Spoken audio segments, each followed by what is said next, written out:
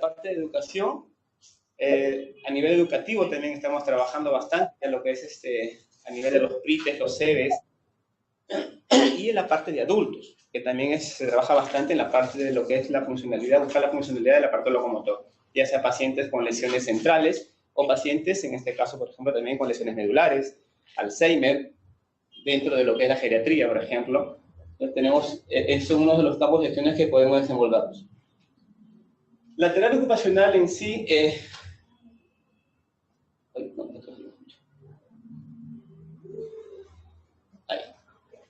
la terapia ocupacional en pediatría, el terapeuta va a intervenir en diversos ámbitos, donde por causas de tipo biológicas, ambientales, de nacimiento, el niño pueda, o la persona o el paciente puede tener una discapacidad.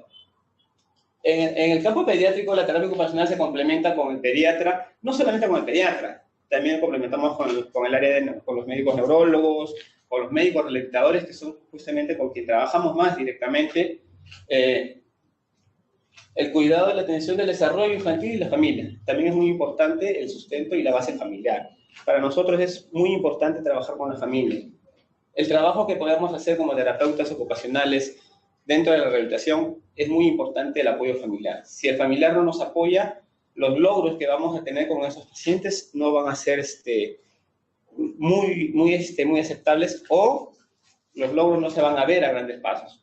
Es muy importante que el familiar se incorpore de lleno al tratamiento del terapeuta. Es lo que siempre, por ejemplo, cuando trabajo con pacientes les digo: señoras, nosotros trabajamos acá media hora con su niño o 45 minutos de terapia 2 veces por semana a 3 veces por semana.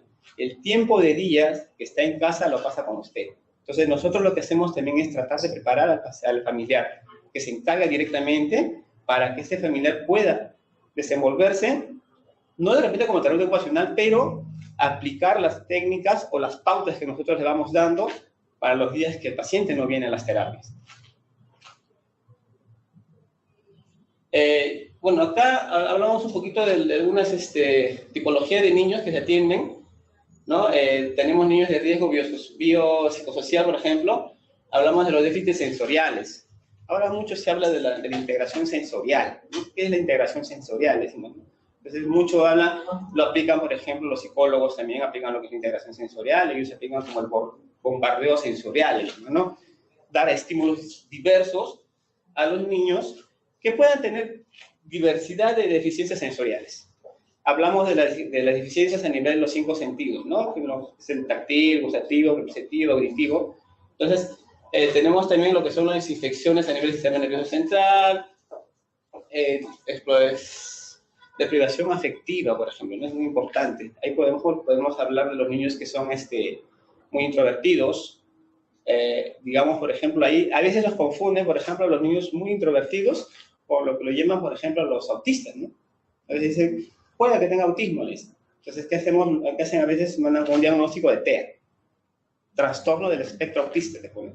Entonces, cuando nos hablan de trastorno del espectro autista, no quiere decir que el niño tenga autismo, simplemente es que este niño de repente tiene algunos rasgos y puede ser, pues, a veces causado por una deprivación, ¿no? Que el niño es muy encerrado, vive solo, no comparte, o es hijo único, los papás trabajan, lo dejan con la empleada, y lo generalmente que hace la empleada a veces no lo tenemos a la vista, al niño lo sienta, le coma, televisión, y la empleada a veces mucho está jugando con el celular, y entonces este niño cuando lo sacan a un ambiente social, por ejemplo, como sacarle a una fiesta infantil, el niño, el sonido muy fuerte de la fiesta infantil lo irrita. La imagen de los muñecos, de los payasitos, lo irrita. Entonces, ¿qué hace el niño? Llora. ¿Pero por qué llora este niño? Entonces, vemos que eso puede haber causado un problema sensorial. Entonces, un problema auditivo a nivel sensorial. Quiere decir que este niño no tolera los ruidos altos, porque como nunca le pusieron los sonidos altos, su sistema nervioso no los integró. Como no los integró, entonces ese sonido de un momento a otro llega, sube a corteza, la corteza responde, no lo reconozco. ¿Quién es ese? Entonces el niño reacciona de diferente manera. Entonces, hay niños que lloran, su reacción es llanto.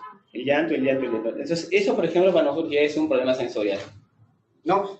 Dentro de los niños con discapacidad, ya sea congénita o adquirida, vamos a tener también, pues, un campo bastante amplio, ¿no? Las cromosomas, los síndromes, las malformaciones, las enfermedades oncológicas, las degenerativas, enfermedades reumáticas y un sinfín de patologías en las que podemos intervenir. Otras, los niños con trastornos asociados detectados en los primeros años de vida, ¿no? Como por ejemplo el trastorno del aprendizaje o dificultades de aprendizaje, alteraciones perceptivo-cognitivas, alteraciones del lenguaje, que específicamente lo trabaja el terapeuta del lenguaje, que nosotros también podemos dar un aporte, alteración, lo que son temporoespaciales, retraso psicomotor. Temporoespacial hablamos de los niños con dispraxia, por ejemplo. ¿Se han escuchado los niños con dispráxicos? ¿Conocen a los niños dispráxicos? Por ejemplo, acá, por ejemplo, pediatras hay. ¿Pediatras hay? ¿Varios pediatras, no? ¿Uno? ¿Que estén enseñando la especialidad de pediatría? ¿No? ¿Qué pasa, por ejemplo? Muchas veces los papás llegan a las consultas de los pediatras, pero dicen, todo mi hijito mucho se cae, o mi hijito no se da cuenta por dónde va. Su hijito le dicen derecha, ya tiene 4 años, 5 años, le dicen derecha y él, no, vamos a la derecha. Allá, ¿sí? ¿Qué pasó ese niño? ¿Por qué está haciendo así? Ese niño tiene un problema de dispraxia. ¿Por qué? Porque está teniendo problemas de lateralidad, no reacciona. Entonces, por ejemplo, con los niños, con las personas que tienen problemas de dispraxia, es muy complicado que ellos puedan manejar carros.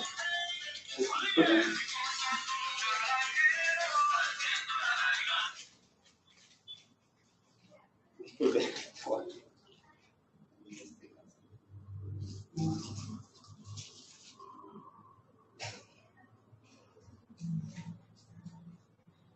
Entonces, esas personas que crecen con este problema de dispraxia, es muy difícil que puedan manejar carro.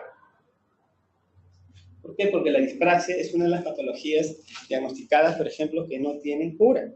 O sea, no se llega a tener una buena reacción. Porque nosotros cuando nuestras reacciones son automáticas, ¿no? Los reflejos primitivos cuando aparecen en los niños, después se integran, algunos que se integran se quedan para toda la vida y algunos que no se integran, que ya se van integrando también desaparecen, ¿no? Entonces, nosotros en derecha, reacciones rápidas, derecha, izquierda, arriba, abajo. Entonces, el niño con dispraxia tiene ese problema de derecha, izquierda, que es un problema de lateralidad, y de lo que es la ubicación espacial. No, el niño se pierde muy fácilmente. Entonces, un niño dispraxico, como por ejemplo, va por una ruta y él se acostumbra a ir por esa ruta. Si usted le cambias de ruta para llegar a su casa, él va a caminar así. Y puede llegar a su casa. Se para en la puerta de su casa y hace esto. Después de un rato recién, así es mi casa. O sea, recién se da cuenta. O sea, ese procesamiento le cuesta bastante a esos niños. No, después otro tipo de alteraciones, bueno, las alteraciones perceptivo-cognitivas, el retraso psicomotor, que es muy común en los niños que tienen problemas de hipotonía, hipertonía, los niños generalmente con un alto riesgo perinatal, los que nacen con alto riesgo perinatal, por lo general hacen hipertonías. Las hipertonías hacen de que nos retrasen el desarrollo psicomotor.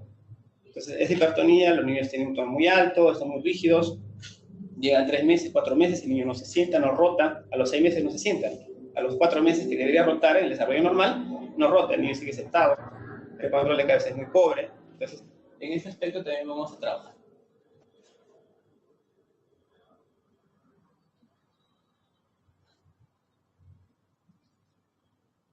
Bueno, los procesos de evaluación, vamos a tener muchos procesos, el perfil ocupacional, la evaluación del desempeño, el análisis del desempeño y la evaluación del ambiente.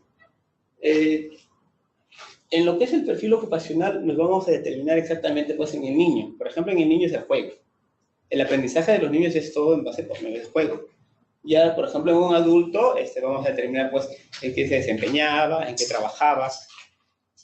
En lo que es evaluación de desempeño también es justamente, ¿no? Si el niño va al colegio, no va al colegio, análisis de desempeño, cómo se desenvuelva dentro de ese ambiente, y lo que es la evaluación del ambiente, ¿no? Si está adecuado o no está adecuado para este niño.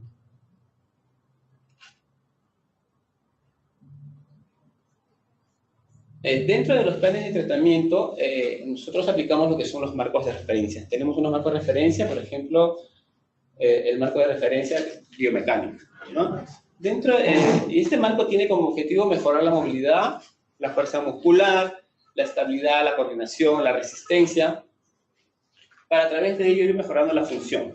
Lo que nosotros como objetivos principales nos trazamos es mejorar, o si no se puede mejorar, por lo menos mantener la máxima funcionalidad del paciente, ¿no? El abordaje va a ser mediante actividades graduadas, mediante actividades de la vida diaria y el abordaje compensatorio. También sumado a esto podemos hacer algunas técnicas, ya técnicas de neurodesarrollo. Y lo que les venía hablando, ¿no? La integración sensorial. Es un campo muy amplio en realidad. Actualmente en otros países hay una especialidad ya, hay especialistas solamente en integración sensorial, ¿no? El campo es muy, muy amplio, muy interesante para poder entender a los niños por qué el niño es ¿por qué es el niño problema en el colegio, por ejemplo? Los hijos van al colegio y los papás y los profesores empiezan a llamar.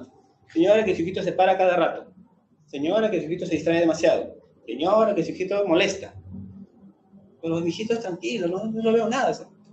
No, señora, entonces, al hacer una evaluación, entonces, a veces van al neurólogo y también me dicen problemas de TDAH, ¿no? ¿Han escuchado el problema del TDAH? Trastorno de déficit de atención y hiperactividad, que van ligados de la mano. El déficit de atención va muy ligado con el problema de hiperactividad. Entonces, ¿este niño qué hace? ¿Pero por qué se pone así el niño? O sea, ¿por qué es así? Porque justamente tiene problemas de interacción sensorial, o sus canales sensoriales, o su procesamiento sensorial está alterado. Digamos para él, lo que para nosotros es normal, por ejemplo, un sonido a 60 decibeles, por ejemplo, en audición, para ellos lo recepcionan como si fuera pues 100 o 120 decibeles. Entonces ya para ellos es molestoso. En el área táctil, por ejemplo, el niño puede tener, si tú le rozas, a nosotros nos rozan con un cepillo, nosotros lo toleramos, ¿no? Las personas que no tengamos problemas sensoriales a nivel táctil, lo vamos a tolerar.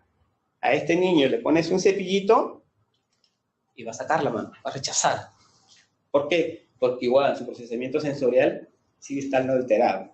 O como hay niños que le pasas y no sienten nada, ¿no? No tienen problema de rechazo. También es un problema. Entonces lo que nosotros buscamos con lo que es la integración sensorial es modular. Se trata de modular si tiene muy exacerbado o muy bajo los niveles de recepción a nivel de lo que es problemas sensoriales. Por ejemplo, hay niños que se golpean tan fuerte y no sienten dolor. Tiene que ser un golpe demasiado fuerte como para que puedan quejarse o llegar al llanto. Es porque también a nivel de usos musculares, a niveles propioceptivos, está fallando también sus problemas, tiene problemas sensoriales. Entonces, el niño que tiene problemas propioceptivos, por ejemplo, es el niño que para sentado 2 segundos en la carpeta. Al rato lo ves. Está echado en la carpeta, se tiró boca abajo, boca arriba. ¿Y por qué pasa eso? Porque justamente sus receptores sensoriales a niveles propioceptivos, a niveles articulares y musculares, le piden información. Su cuerpo le pide.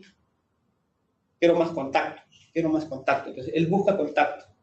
Muchas veces, hay niños que caminan por la calle y están así. O pasa una persona y buscan a propósito con tener contacto, se chocan con alguien. ¿Por qué? Porque su cuerpo le está pidiendo.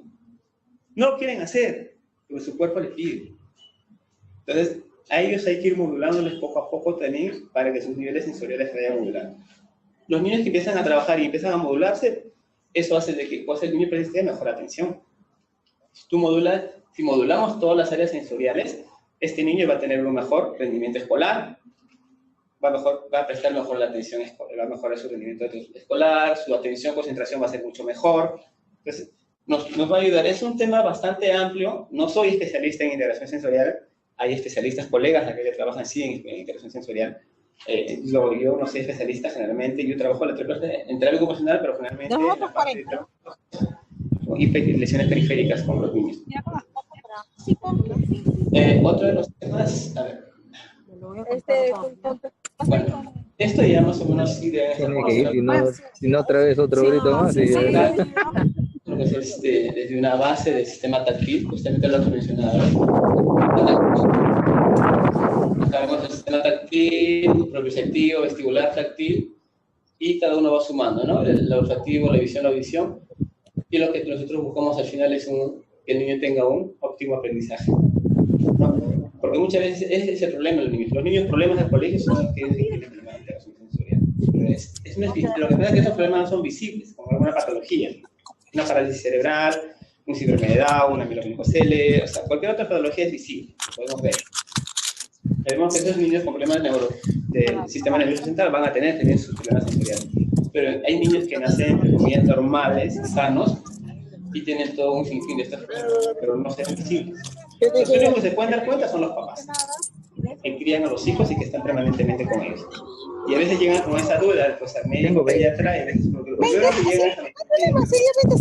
qué mi hijo es así? Es muy inquieto, y a veces el médico pediatra, como no conocemos el tema, no sabemos, entonces hace la derivación. Se va derivando al neurólogo, el neurólogo mandando al médico fisiatra, y el fisiatra recién lo va derivando a lo que es el área de terapia, ¿no? O terapia física, en este caso también cuando el niño puede tener algún problema. No tienes 250. Entonces, un poquito también hablando de lo que es la parte de lo que les mencionaba de la integración sensorial, lo que es los umbrales, ¿no? Tienen un umbral alto o un umbral bajo. Entonces, por ejemplo, los que tienen un umbral alto hacen un mayor registro o búsqueda. Los que tienen un umbral bajo hacen sensibilidad o evitación. Hay niños, por ejemplo, que son evitativos. Y hay, por ejemplo, hay niños que pueden tener su problema sensorial, pero que se quedan ahí y se pueden estar así. En la fiesta pueden estar así, como un sonido fuerte. Y ellos, por ejemplo, son los niños que pueden tolerar y por lo menos están ahí. Pero los evitativos, los de evitación, por ejemplo, ellos no se quedan ahí, ellos están disparados de par. No van a estar ahí. Entonces, eso es todo. Esto de acá es todo lo que nosotros buscamos al final, es una autorregulación, ya sea pasiva o activa, ¿no?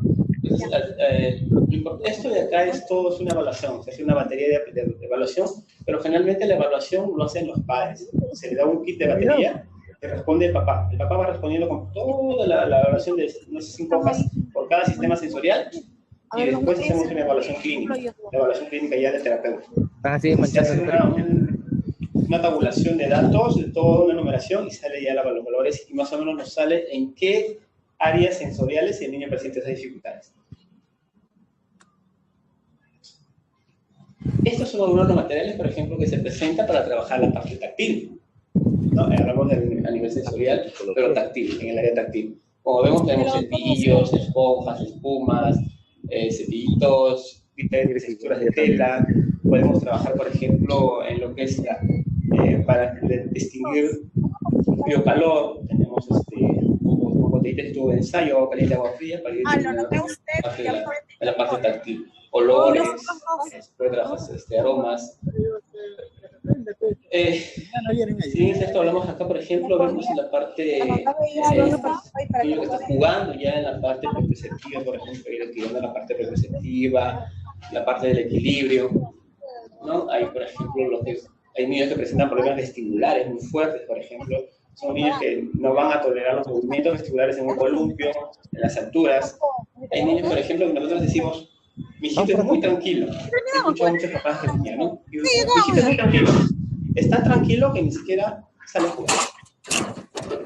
Entonces, qué raro, ¿no? O sea, un niño se basa en los juegos. El niño juega. Este niño es muy tranquilo. En el salón, por ejemplo, se juntan con los compañeritos y lo que hacen es, vamos a jugar todos al columpio. Él no. No, voy a hacer mi tarea, dice. Entonces, ¿él qué está haciendo? Más o menos está evitando, ¿cierto? Entonces, está evitando qué cosa, los juegos de altura, los juegos bruscos, porque tiene miedo, su cuerpo no le permite. Él sube 1, 2, 3 grados arriba y de abajo, él empieza a temblar, empieza a reaccionar, empieza a sudar. Entonces, para evitar eso, ellos buscan estrategias y rechazan. No, tengo que hacer mi tarea, yo mejor hago mi tarea y después voy a jugar. Y así pasan lo mismo. Esto, por ejemplo, es una parte de lo que hacemos en trabajo, en la parte de lo que es interacción sensorial, pero en la parte de el sistema vestibular. Ahí se está trabajando todo lo que es la parte del sistema vestibular. Dentro de lo que les mencionaba, las técnicas, tenemos el marco de referencia de neurodesarrollo. Y una de las técnicas que aplicamos dentro del marco de referencia de neurodesarrollo es el NDT, o muy conocido también como GOBA, ¿no? También hay otro que es el de FNP, o la facilitación neuromuscular propioceptiva, y el Brunstone, pero generalmente en niños se trabaja con NDT. Está basado en qué? Es el concepto BOBAT, es un enfoque orientado en la solución de problemas para la evaluación y tratamiento de las personas con trastornos de la función, el movimiento y el control postural, debido a una lesión del sistema nervioso central que presenta como diagnóstico pues, la parálisis cerebral, ¿no? Generalmente la parálisis cerebral infantil o otros trastornos neuromotores. Esta técnica es muy, muy antigua. Al inicio se conocía como BOBAT. Hace poco fue reestudiado y fue editado ya como NET, ¿no? Nos ayuda mucho y está basado generalmente, como decía, en las etapas de neurodesarrollo del niño. Entonces nosotros vamos a ir trabajando las etapas de neurodesarrollo. Un niño que tenga una parálisis cerebral, entonces vamos a ir trabajando. A los 2 meses, ¿qué hace el niño? Y a los 2 meses, ¿el niño qué debe hacer?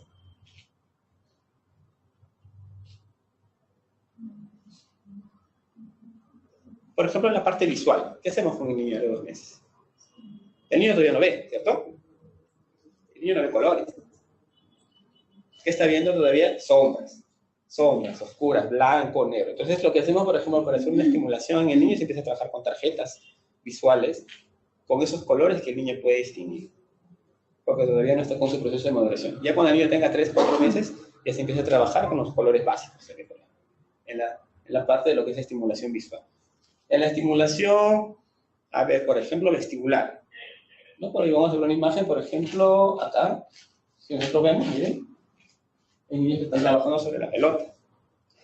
¿Qué estamos trabajando ahí? El sistema vestibular.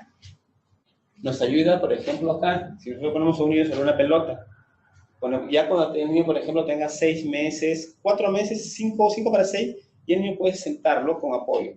Entonces, trabajamos sobre la pelota y vamos haciendo esto. Entonces, ¿qué hacemos yendo a los costados, adelante y atrás con el niño? Que estamos buscando nosotros. Un reflejo, una reacción. Sus reacciones de enderezamiento.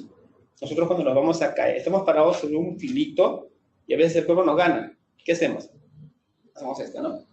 A eso lo conocemos como ajustes posturales. Entonces, ¿qué haces? Te ajustas. Y si me llego a caer, ¿qué hago? Saco la mano. Muchos de nuestros niños con algún problema neurológico, o por ejemplo los síndrome de Down, no sacan la mano. Caen. Entonces, ¿qué pasó? Ese reflejo de paracaídas, que es el sacar la mano, nunca apareció en ese niño. No apareció.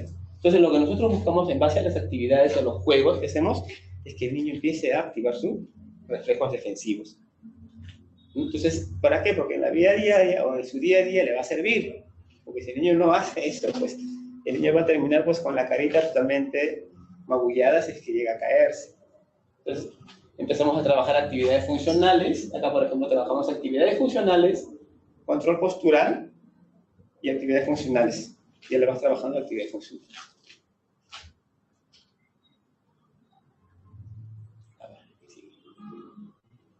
Lo que les mencionaba, ¿no? Y es un hito más pequeño, como ven en la imagen, estamos trabajando lo que es los ajustes posturales, las relaciones de enderezamiento, el sistema vestibular, el movimiento de la pelota, se lo puede poner boca abajo, boca arriba, en diferentes posiciones. Mientras el niño reciba más estímulos, el niño va a recepcionar mejor. Y todos esos estímulos que nosotros vamos recepcionando, pues los vamos guardando. Porque nosotros no necesitamos a veces, cuando ya todo tenemos integrado, nosotros no necesitamos ver algo para poder reconocerlo. Justamente porque nuestros sistemas están trabajando, como los invidentes.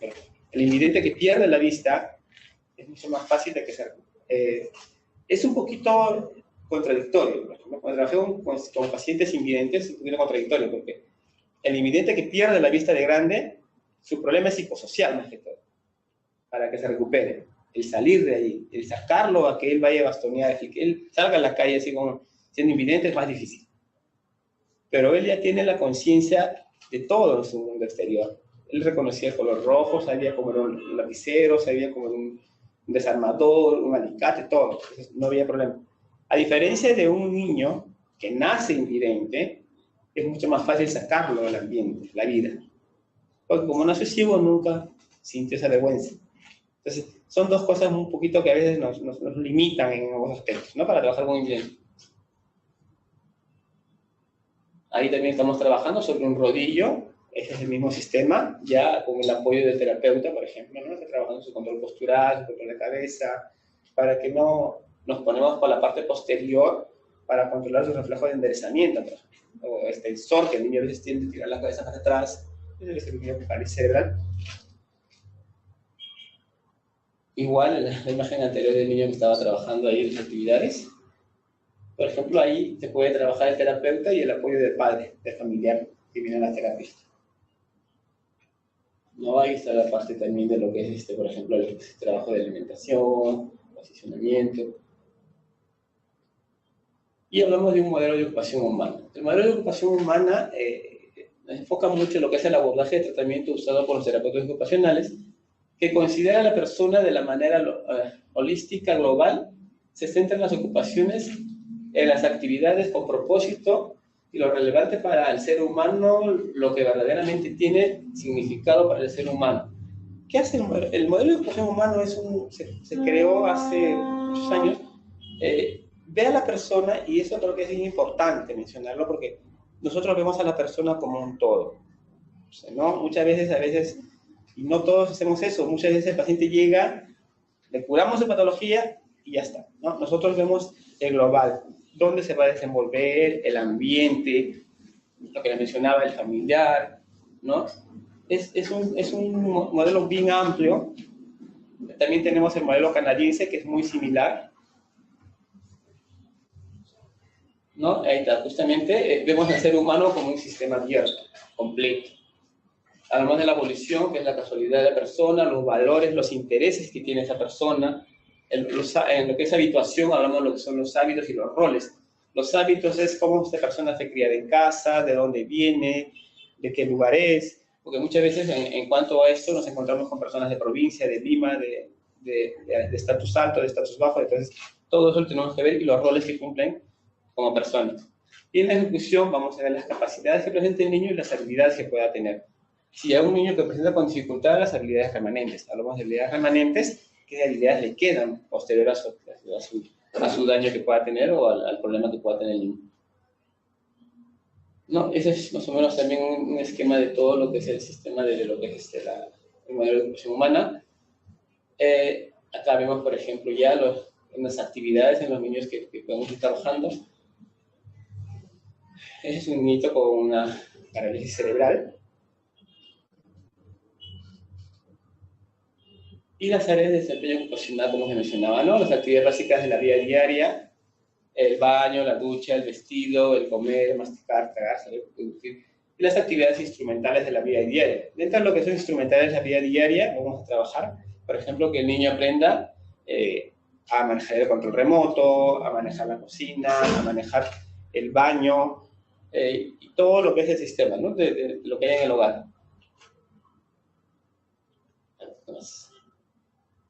Un niño, por ejemplo, bañándose.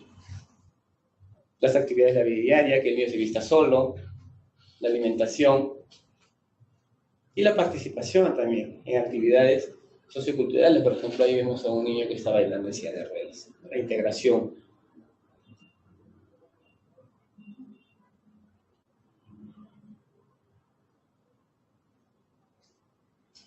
Vemos más imágenes.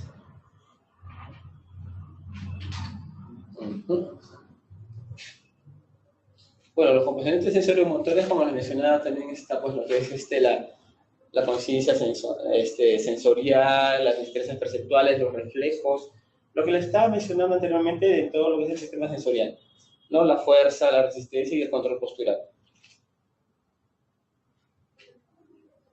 Vamos a ver esto, ¿no? Y a ver otras.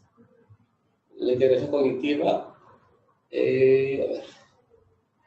Las destrezas psicosociales, que también es muy importante, ¿no? Para nosotros. La conducta social, la conversación que podemos tener con los niños, la expresión, la destreza, el manejo del tiempo y el autocontrol. Todas estas áreas también las vamos a ir trabajando en el niño como complemento. No solamente trabajamos la parte cognitiva, sino la parte motora, sino también todo esto lo que es a nivel psicosocial. Y los componentes psicológicos. Dentro de estos componentes psicológicos hablábamos de la parte cognitiva, del aprendizaje del niño, ¿no? Bueno, esta es otra de las áreas que se interviene mucho directamente acá en el hospital y en la cual se empezó a trabajar el terapeuta ocupacional, vino justamente para el área de quemados, ¿no? Cuando el hospital se inició prácticamente con el área de quemados. Entonces, fue uno de los primeros pabellones. Entonces, se empezó a trabajar con un terapeuta ocupacional y un terapeuta físico, ¿no? Entonces, ahí el terapeuta ocupacional interviene desde el momento que el niño ingresa. Porque recordemos que el niño quemado, lo que hacemos generalmente es el posicionamiento con el paciente. Vamos a posicionar. ¿Para qué posicionamos al paciente? Para evitar las retracciones y los acortamientos, que es muy importante. En un niño quemado, el acortamiento es en 3-4 días. Si no lo posicionaste adecuadamente, ya está con sus retracciones y ya está completamente en la limitación de los rangos articulares y las cosas. Entonces, como menciona acá, el terapeuta ocupacional interviene desde el momento que ingresa el paciente, planifica las intervenciones terapéuticas que aumenten al máximo la recuperación funcional. Los pacientes quemados requieren posturas y férreas especiales de movilizaciones para movilizaciones precoces y ejercicios, actividades de resistencia y vestimentas a presión para controlar la cicatrización. El terapeuta ocupacional debe ser muy creativo para diseñar las aplicaciones de materiales. Sí, es mucha la creación porque nos llegan diferentes tipos de pacientes que a veces nos tenemos que imaginar para confeccionar alguna férrea. Acá, por ejemplo, vamos a ver un niño quemado. Vamos viendo acá, por ejemplo. Si observamos, acá vemos al paciente que está con los brazos abiertos. Es un paciente que tiene una quemadura de rostro, más o menos un 56-60% de quemadura. Entonces, tiene compromiso a nivel axilar, tiene compromiso a nivel de ingle, entre piernas, las piernas, y a nivel de cuello. Entonces, lo que hacemos acá, por ejemplo, en este paciente, entra a su proceso, le hacen el trabajo al injerto. Una vez que se trabaja el injerto, empezamos a posicionar. El cuello se trabaja con un collarín. Acá estamos posicionando, ya sea con aeroplanos, unos aparatos que se confeccionan para mantener la posición en 90 grados, o fijamos a la cama, dependiendo de la necesidad del paciente. Acá está observando que estamos poniendo unas cuñas entre las piernas para que no pueda juntarlas. Esto de acá ya es post-tratamiento, es un niñito ya que ha tenido... si observamos las quemaduras, es bastante amplio las quemaduras. Y no solamente las quemaduras tenemos que prevenir, sino también las zonas de adoras. Porque este paciente, si bien es cierto, tiene esta zona quemada, pero quien hace ese, por ejemplo, es una zona de adora, ¿no? Se saca piel, se hace injerto, y esta zona también después queda como un sabor. Entonces, esa zona también hay que cuidarla. Entonces, para evitar todo lo que sean las retracciones, ¿no? Y acá, por ejemplo, ya la están posicionando al paciente, como tiene quemaduras a nivel de pie, en el tobillo, la posición es 90 grados, en el otro pie igual, y lo que es la reducción de brazos para mantener y evitar que esto se retraiga. Acá es bien fácil de retraer. Como les mencionaba, en 3-4 días que no se posicionó al paciente, el paciente aparece con sus cordones y todas las retracciones que pueda presentar. Acá vemos, por ejemplo, el paciente completamente vendado, es un paciente gran quemado. ¿No? Es un gran quemado, igual, está posicionado ya desde UCI. Desde UCI empezamos al trabajo, junto con el terapeuta físico que va a ir a hacer las movilizaciones. El terapeuta físico se encarga de hacer todas las movilizaciones, no solamente desde el posicionamiento, sino también hacer las movilizaciones para que no pierda fuerza muscular, tono muscular. Acá vemos un niñito con la mano quemada. Este tipo de vendaje es un vendaje Coban. El vendaje Coban nos ayuda mucho en lo que es hacer como mesoterapia. Entonces, uno nos ayuda a mantener la piel comprimida para que no crezcan cicatrices queloides, y a la vez también nos puede ayudar como drenaje linfático. Como drenaje linfático también es muy bueno el Coban, nos ayuda bastante. En pacientes, por ejemplo, con lesiones traumáticas que tienen lesiones posoperados, de cirugía de tracción de tendones, a veces la mano queda muy edematizada. Entonces, ese edema, por ejemplo, se puede trabajar mucho con el Coban. Se hace un vendaje con Coban y un buen posicionamiento, ese drenaje en 2 días baja. Sumado a eso, el terapeuta físico también hace lo que es el drenaje linfático en base a masajes, y todo eso va ayudando a que el paciente presente una mejor recuperación. En el caso de quemados, generalmente lo usamos para comprimir y no se levanten las cicatrices queloideas.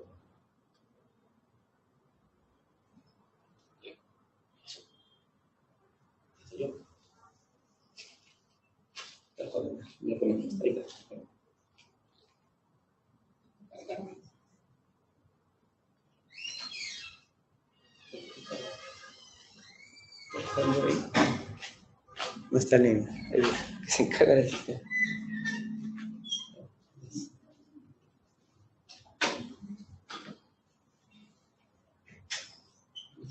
Para mostrar. Oficial, señorita, llámame por favor. Está fallando un poco el internet. Se pasa la imagen para que te bajas. Sí, creo que sí. Estuvimos bajando, pero como que está muy lento y lo que pasa es que la presentación en este sí que demora mucho en cargar, por eso que no se pudo bajar también. Sí lo intentamos.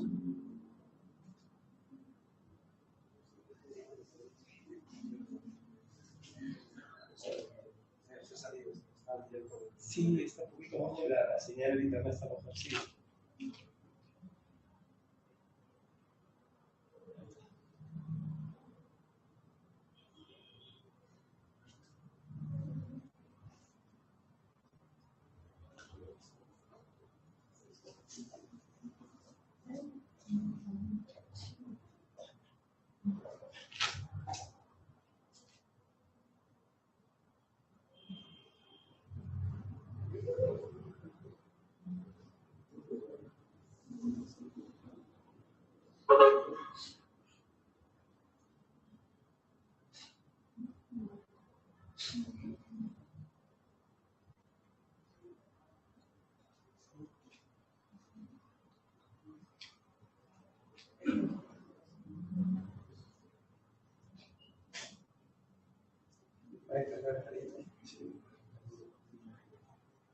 Sí, pues.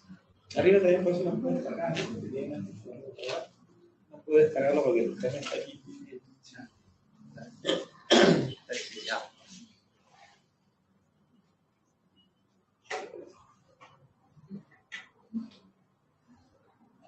Sí.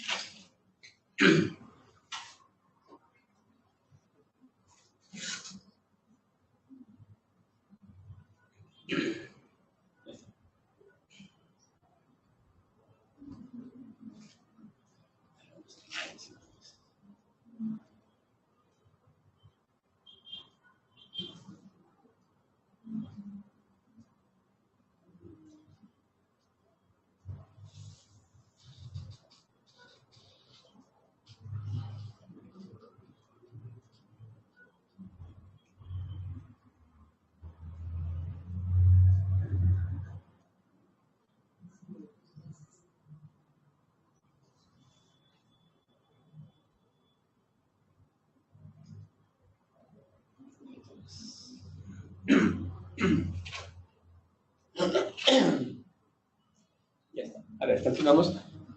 Continuando con la parte de los quemados, por ejemplo, también trabajamos con lo que son estas de acá, son unas mascaritas. Por ejemplo, acá vemos al paciente también ya trabajando su entrenamiento en ABD. Ya con su problema de quemadura, con su inserto, una vez que ya ese inserto quedó bien, entonces ya se empieza a trabajar con el paciente el entrenamiento, para que no pierda esa funcionalidad. Está trabajando lo que es las ABDs, como les mencionaba, el entrenamiento de actividad diaria, el vestido. Esto es una niñita con quemadura en rostro. Se trabajó, esta es una máscara de un material que se llama Aquaplast, es un material de baja temperatura, y se moldea directamente sobre el rostro de la niña para hacer compresión, ¿no? Trabaja muy bien y sobre eso también se puede trabajar con silicona, pero normalmente trabajamos con esta máscara y sobre esta máscara se colocan unas prendas compresivas, que el hospital cuenta con un taller, ¿no? Acá estamos trabajando ya actividades funcionales con el niño. La quemadura es la licenciada que es la que generalmente es la que inició trabajando en el área de quemados, terapeuta ocupacional. Vemos a un niño quemado, por quemadura por fuego, Russell. Él, por ejemplo, tiene un colgajo en este lado de acá. Él hizo todo un colgajo en este rostro. Ha quedado muy bien el niño. Y él se observa, a este lado todavía falta un poquito trabajar todavía acá. Entonces, tiene pérdida de deditos en mano, una quemadura de fuego por incendio. Vemos que ahí está trabajando ya actividades funcionales a nivel de mano de los deditos para que no se queden con retracciones. Bueno, esta fue una capacitación que tuvimos con un colega terapeuta ocupacional de Estados Unidos de un hospital que trabaja en quemados. Tiene 25, 30 años de experiencia en quemados. Entonces, toda su vida prácticamente trabajó con pacientes quemados. Terapeuta ocupacional vino a hacernos una capacitación acá al hospital, por intermedio de una asociación de ayuda al niño quemado. Bueno, también trabajamos en el área de intervención de pacientes neurológicos. Yo generalmente estoy en el 6º piso con pacientes, todo en el área de neurología, trabajando con pacientes con parálisis cerebral, meningocele, los niños que tienen todos los síndromes convulsivos que presentan en el pabellón. Estamos trabajando, ¿no? Para hacer lo que es mejorar su funcionalidad y lo que es el apoyo con el uso de ortésicos, como dice acá, ¿no? Mencionamos un ortésico. Lo que vimos la mascarita, lo que vimos de vendajes también están considerados como ortésicos.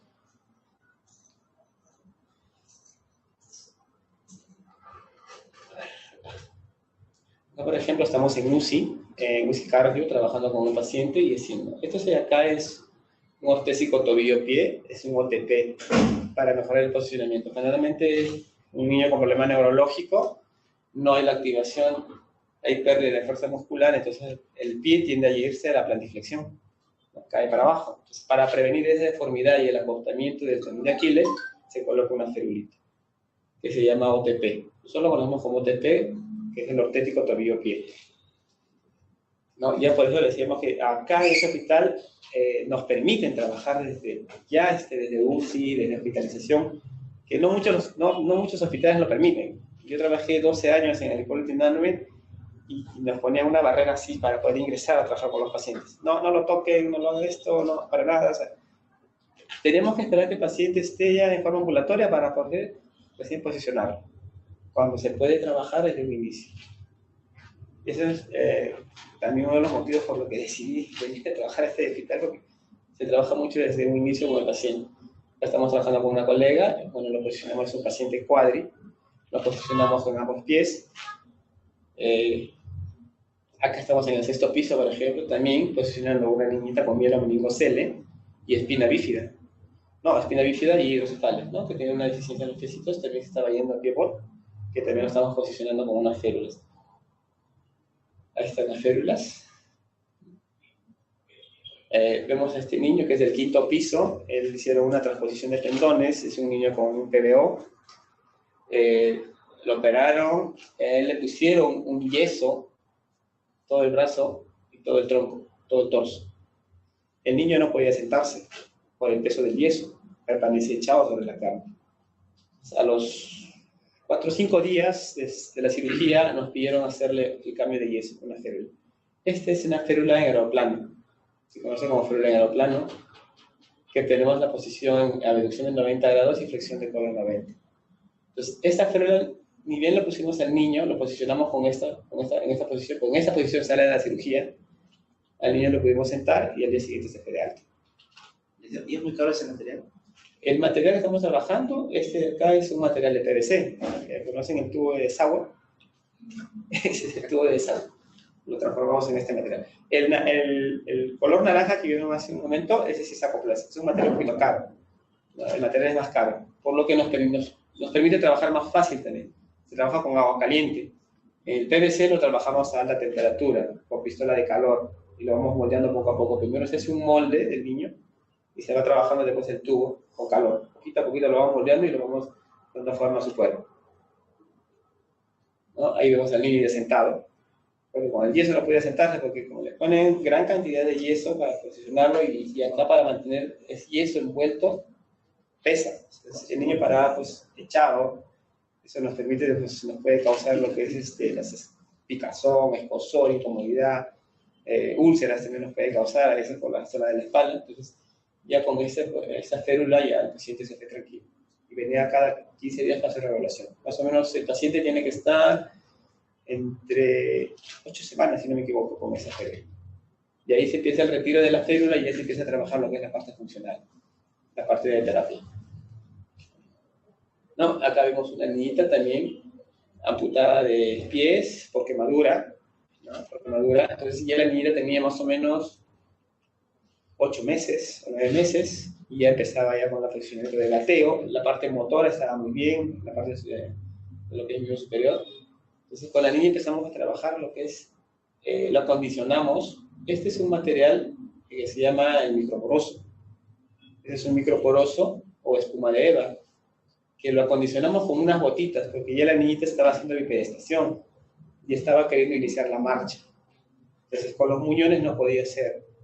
Y a veces confeccionar una prótesis en una niña tan pequeña, con padres de bajos recursos, es muy rentable. Porque una prótesis no baja pues, de los 1.000, 2.000 soles, ¿no? Y la niña ya necesitaba. Y era una madre de provincia, de la selva, era prácticamente abandonada, estaba en un asilo acá en el Navif. Entonces, era imposible pues, que pueda costear esas prótesis. Y además la prótesis le va a durar pues 3, 4 meses y va a tener que ser cambio de prótesis. Entonces, pero para iniciar el tratamiento de la terapia con la niña, le confeccionamos como unas botitas en base a Eva, ¿no? Para la niña tomamos unos moldecitos y empezamos a trabajar. Acá vemos a la niña puesta su prótesis de microporoso, ¿no? Y está puesta y está en bipedestación. La niña salió caminando de acá del hospital, ya regresó a su tierra, en la selva, ahí está haciendo su entrenamiento en marcha. Las botitas están por debajo de las medias. Y les puse unas medias tipo antideslizantes que tienen esas gomitas abajo para que no se pueda resbalar. Y empezó a hacer su marcha. Ahí está haciendo el entrenamiento de la marcha. Esto de acá que observamos es una silla de relajación que la adaptamos acá también en el hospital para una paciente con síndrome convulsivo. Es muchas convulsiones y la secuela que le dejó pues, es una parálisis cerebral. Una niña completamente hipotónica, flácida, sin control de cabeza, sin control de tronco.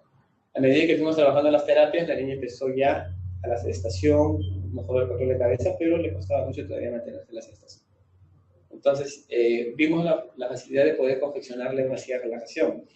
Una silla de relajación en el extranjero normalmente te cuesta pues una millonada. 5, 4.000 dólares, por lo menos, una silla de relajación boba. Esta silla de relajación, la mami trajo el balde, si como ven es un balde de aceite, y le confeccionamos las espumas, lo adaptamos y lo moldamos a su medida. Ya después lo mandaron a tapizar y quedó como una silla para la niña que se quedó ya en una posición sedente. Y nos ayudaba mucho a nosotros en la terapia. ¿No? De diferente ángulo.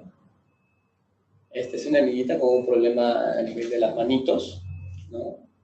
Esa tiene generalmente los niños que tienen este tono alto, o a veces tienden a hacer esto de acá, ¿no? Tener el pulgar entrampado.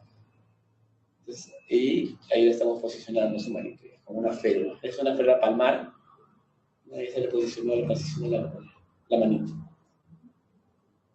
¿No? Este es otro niño con una parálisis cerebral. Si bien es cierto, el niño tiene mucha función a nivel de hombro y codo, pero todavía a nivel de manito había mucho, el tono muscular todavía no le dejaba hacer las cosas. Sí, había cierta movilidad en dedos, pero que sí el niño cuando cogía algo, el niño tendía a hacer esto. Entonces hicimos una férula, esto de acá es la espuma de Eva, el microporoso, para posicionar en una dorsiflexión de muñeca y que nos facilita, porque la posición anatómica funcional de la mano para coger es esta. Entonces, pero él ya tiene estos deditos, entonces solamente necesitábamos posicionar lo que es la muñeca.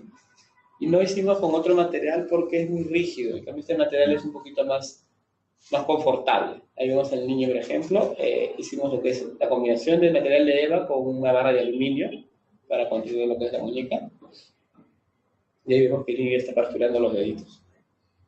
¿No? Esto fue un paciente, una niña de Huánuco, posoperada de tendón de Aquiles, ya tenía su tiempo de evolución, entonces necesitábamos una férula dinámica que nos empiece a trabajar lo que es la plantiflexión y la dorsiflexión. Entonces, también trabajamos lo que es, confeccionamos este material en tela, este de acá es el material termoplástico, y acá es un elástico, que jala, y la niña tiene que hacer la fuerza hacia la plantiflexión. Y el elástico lo regresa a la dorsa. Entonces, no sé si incorporó el video, porque hay un video que esta niña justamente cuando ya está trabajando. También se fue ya a provincia. Esa es otra niñita que también hicimos el cambio de férula. La misma férula que le presentamos del niñito, que es un aeroplano, que también fue operada de plexo braquial. Ahí está la niña. Y bueno, para terminar, esta este es el equipo de terapia ocupacional del hospital. Contamos con 6 terapeutas ocupacionales. Al inicio empezaron una terapeuta ocupacional, como les mencioné, después se incorporó un terapeuta más y posteriormente fuimos incorporándonos los demás. Ahora contamos con 6 terapeutas ocupacionales, 2 que trabajan en el área de quemados, que es la licenciada Rosario, el licenciado Frank, la licenciada Jennifer, la licenciada Patricia, que están en el turno tarde, el licenciado Morales, en el caso de ellos, especialistas en lo que es integración sensorial, y yo que trabajo en las partes de hospitalización del 6º piso y 5º piso, ¿no? Todo lo que es pacientes con problemas neurológicos y problemas traumáticos y periféricos. ¿No? Ese es el equipo de terapia ocupacional.